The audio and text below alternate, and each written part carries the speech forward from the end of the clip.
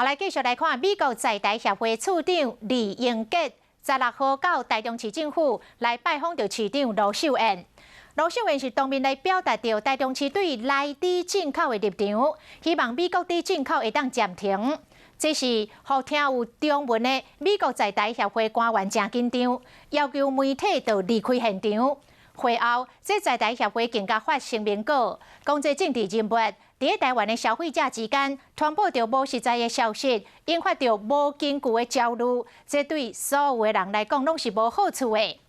罗秀燕早起参加市地协会座谈会，是再一次来强调讲，反对内地的决心未改变。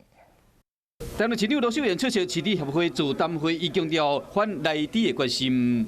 罗秀燕反内地第一一天，搁伫 AIT 美国在地协会处长李英杰面头前表达伊的立场。还有这个莱克多巴胺的猪肉进口的事情哈，那我们要表示关切。罗秀燕一个讲出来，一个边仔听有的 AIT 的官员真紧张，走去李英杰边仔加做提醒。台中的市民，那这个很明确的表达。他们不希望我们改变法律，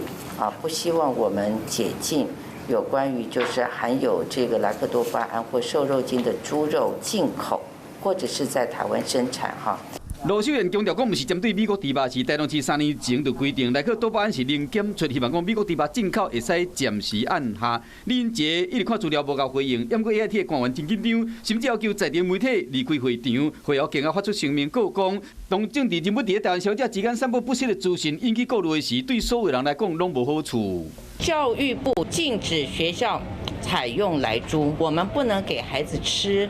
不能给老师们吃，我觉得连教育部都有疑虑，卫福部也规定我们的养护医疗机关都不能吃莱猪。如果没有疑虑的话，我们的中央各部会做这些规定做什么呢？罗秀燕讲，新任地方首长表达民意是伊的本分，市民不希望内地进口，伊反对内地立场嘛未改变。